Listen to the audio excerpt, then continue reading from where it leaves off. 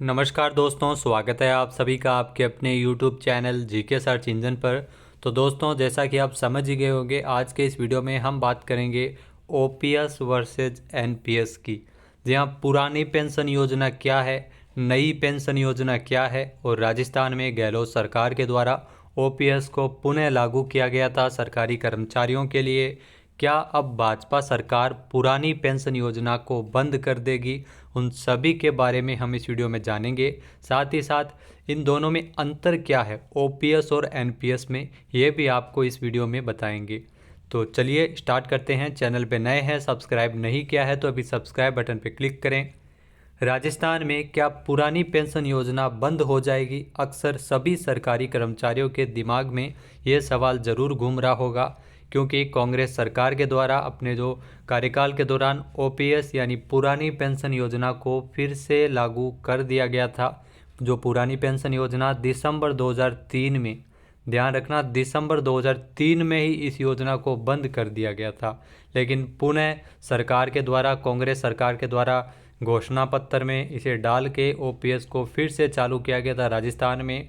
इसके अलावा नई पेंशन योजना, ध्यान रखना, 1 अप्रैल 2004 को लागू हुई थी, यानी सभी सरकारी कर्मचारियों के लिए न्यू पेंशन स्कीम एनपीएस है वो 1 अप्रैल 2004 से लागू हुई थी।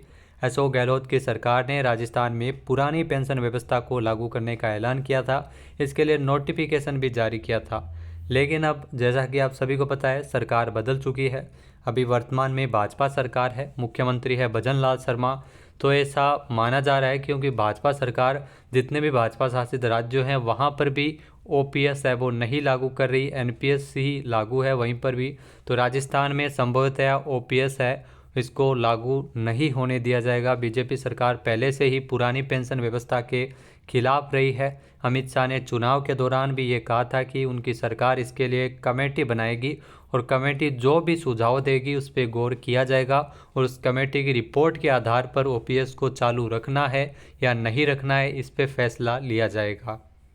इसके अलावा दोस्तों, पूर्व मुख्यमंत्री अशोक गहलोत ने भी इस बार चुनाव जीतने के बाद में ओपीएस को चालू रखने की रिक्वेस्ट किया था। भजनलाल सरकार के चुनाव जीतने के बाद में धन्यवाद भी दिया था पूर्व सीएम गहलोत ने आपको बता दी कि अपने कार्यकाल के दौरान बोर्ड, निगम, अकादमियों और विश्वविद्यालयों के कर्मचारियों को भी पुरानी पेंशन योजना का लाभ दिए जाने की घोषणा की थी। हालांकि तकरीबन 40,000 करोड़ से ज़्यादा जो एनपीएस में जितनी भी जमा धन है उसको जारी करने के लिए राजस्थान सरकार की मांग को खारिज भी किया गया था वित्त मंत्री निर्मला सीतारमण के द्वारा। तो ये लगातार विषय बना हुआ है कि एनपीएस और ओपीएस को लेकर, एनपीएस में जो भी धन था उसको जारी करने के लिए राजस्थान सरकार लगातार कानूनी लड़ाई भी लड़ रही थी इसके लिए, लेकिन ये जारी नहीं हो सका था और इसे खारिज किया गया था। वहीं ओल्ड पेंशन स्कीम ओपीएस, जो रिजर्व बैंक ऑफ इंडिया के द्वारा ये कहा गया था इस स्कीम के बारे में कि इसे लागू करने से राज्यों के वित्त पर काफ़ी दबाव पड़ेगा और विकास से जुड़े खर्चों के लिए उनकी क्षमता है वो सीमित रह जाएगी। समाज और उपभोक्ता के लिहाज से अहितकर वस्तुओं और सेवाओं, सब्सिडी, अंतरण और गारंटी पर प्रावधान से उनकी वित्तीय स्थिति पर गंभीर स्थिति में पहुंच जाएगी। इस रिपोर्ट से साफ है कि देश में पुरानी पेंशन योजना सरकार लागू नहीं करेगी। चाहे भाजपा सरकार तो बिल्कुल भी इसे लागू नहीं करेगी। कांग्रेस सरकार ने वोट लेने के लिहाज से इसकी घोषणा जरूर की है, लेकिन ये संभवतः एक घोषणा मात्र से ही होगी, क्योंकि एनपीएस में जो भी धन राशि जमा हुई है उसके हिसाब से ये पैसा है वो इसमें दिया जाता है। 2004 में ध्यान रखना क्या हुआ था, तो 2004 में योजना में बदलाव हुआ था, जैसा कि आप सभी को पता है। तो 1 जनवरी 2004 के बाद में जो जिन कर्मचारियों की नौकरी शुरू हुई है उन्हें एनपीएस के तहत कवर दिया जाता है। इसमें जो इससे पहले है उनको ओपीएस के तहत, और 2004 के बाद में जो कर्मचारी है जिन्होंने ज्वाइन किया है उनको एनपीएस के तहत है वो इसमें पेंशन हेतु कवर दिया जाता है। जनवरी 2004 के बाद राष्ट्रीय पेंशन योजना को लागू किया गया था, जिसे नई पेंशन योजना, जो हाल ही में न्यू पेंशन स्कीम है जिसे एनपीएस के नाम से जाना जाता है, वो वर्तमान में सभी सरकारी कर्मचारियों के लिए लागू है। अब दोस्तों, आपकी समझ में ये जानना ज़रूरी है कि क्या पुरानी पेंशन योजना में प्रावधान थे और नई पेंशन योजना क्या है। तो सबसे पहले बात अगर पुरानी पेंशन योजना की करें, ओल्ड पेंशन स्कीम की, तो पुरानी पेंशन योजना को कर्मचारियों के लिए ज़्यादा फायदेमंद माना जाता है। खास बात यह है कि पुरानी पेंशन योजना एक तरह से रिटायरमेंट के बाद पूरी उम्र के लिए तय इनकम की ये गारंटी है। इसकी योजना के तहत कर्मचारियों को रिटायर होने के बाद में अंतिम वेतन के आधे के बराबर रकम हर महीने पेंशन के रूप में मिलती है। यानी जब कर्मचारी रिटायर हो रहा है तो उस टाइम उसकी सैलरी जितनी होती है उसकी आधी रकम उसे पेंशन के रूप में दी जाती है। इसके ऊपर से महंगाई भत्ते का भी लाभ भी इसमें मिलता है। महंगाई भत्ते को साल में 2 बार बढ़ाया भी जाता है, तो ये कर्मचारियों के लिए काफ़ी फ़ायदेमंद थी, इसलिए कर्मचारी लगातार इसके लिए आंदोलन भी किया था। पुरानी पेंशन योजना की सबसे अच्छी बात यह है कि उसमें सर्विस के सालों के दौरान जो सर्विस के वर्ष है, जो जितनी भी सर्विस है यानी नौकरी करते हुए वेतन से कोई भी प्रकार की कटौती नहीं की जाती, जबकि न्यू पेंशन स्कीम में इस प्रकार की कटौती होती है। इस पेंशन योजना का लाभ सिर्फ सरकारी कर्मचारियों को ही मिलता था। ये इसकी बेनिफिट थे पुरानी पेंशन योजना के। अब दोस्तों देखते हैं नई पेंशन योजना क्या है, क्योंकि अक्सर मन में विचार आता है कि पुरानी पेंशन योजना में ऐसा क्या था कि लोग इसके लिए इतना पागल है, और नई पेंशन योजना किस प्रकार से है। जो न्यू पेंशन स्कीम है एनपीएस, वो सरकारी के साथ साथ गैर सरकारी कर्मचारियों के लिए भी है, यानी प्राइवेट सेक्टर में भी इसे लागू किया गया है। तो ये काफ़ी प्लस पॉइंट है, बेनिफिट है प्राइवेट सेक्टर के कर्मचारियों के लिए भी, नए सिर्फ सरकारी कर्मचारियों के लिए, प्राइवेट सेक्टर को भी इसका लाभ मिलता है एनपीएस में।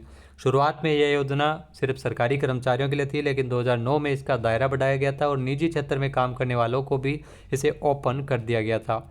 इसे पीएफआरडीए के द्वारा मैनेज किया जाता है, जिसके तहत टीयर 1 और टीयर 2 दो प्रकार के अकाउंट है वो इसमें होते हैं। एनपीएस के तहत कर्मचारियों को 1.5 लाख रुपए तक के टैक्स बेनिफिट है वो इसमें मिलते हैं। एनपीएस में हर महीने सैलरी में से पैसे काटे जाते हैं एनपीएस के। जो रिटायरमेंट होने वाली कमाई पर भी टैक्स लगता है, तो उसमें टैक्स नहीं था, इसमें टैक्स है, और उसमें डिडक्शन नहीं था सैलरी में से, और इसमें डिडक्शन है। इसके अलावा पेंशन की रकम इस बात पर निर्भर करती है कि आपने टीयर 1 का विकल्प चुना है या टीयर 2 का विकल्प चुना है। इसके अलावा नौकरी के दौरान सैलरी से कितनी कटौती कराई है, तो ये टीयर 1 और टीयर 2 के हिसाब से ये कितनी राशि काटी जाती है उसका तय किया जाता है। इस योजना में पेंशन की रकम पुरानी पेंशन योजना की तुलना में कम होती है, तो इस वजह से सरकारी कर्मचारी इसे पसंद नहीं कर रहे थे। जैसा कि आप सभी को बताया कि सबको सरकारी नौकरी नहीं मिलती, तो इसे प्राइवेट सेक्टर में भी लागू किया गया है। इस लिहाज से इस योजना को उतना ज़्यादा हेल्पफुल माना जाता है न्यू पेंशन स्कीम को, क्योंकि ये सभी कर्मचारियों के लिए, चाहे सरकारी हो चाहे प्राइवेट हो, सिर्फ और सिर्फ प्राइवेट के लिए नहीं है। तो मेरे हिसाब से राजस्थान में ओपीएस है वो चालू नहीं रखी जाएगी, क्योंकि भाजपा सरकार का ये मोटिव नहीं है। भाजपा सरकार ने न्यू जो पेंशन स्कीम है उसे जो जन योजनाओं को ध्यान में रखते हुए किया है, न कि केवल सरकारी कर्मचारियों को ध्यान में रखते हुए। तो गहलोत सरकार ने ओपीएस है जो कांग्रेस शासित राज्य है, जो उस समय कांग्रेस सरकार के द्वारा इसे राजस्थान में लागू किया गया था, फिर हिमाचल में बनी थी, वहाँ भी इसकी घोषणा हुई थी। तो कांग्रेस शासित राज्यों में ओपीएस को लागू किए जाने की घोषणा है। अब ये पेंशन कब मिलती है, जब रिटायरमेंट होता है, यानी 2034-35 तक का जो हम आंकड़ा धार रहे हैं, जो पहला बैच निकलेगा, तो इस हिसाब से हम धार सकते हैं कि ये सिर्फ एक चुनावी मुद्दा है। ओपीएस जब भी चुनाव आते हैं, ओपीएस लागू करना है या नहीं करना है, उसके हिसाब से वोट मांगे जाते हैं। तो दोस्तों, ओपीएस के बारे में और एनपीएस के बारे में आपकी क्या राय है, कमेंट करके ज़रूर बताना। जय हिंद, जय भारत, जय राजस्थान।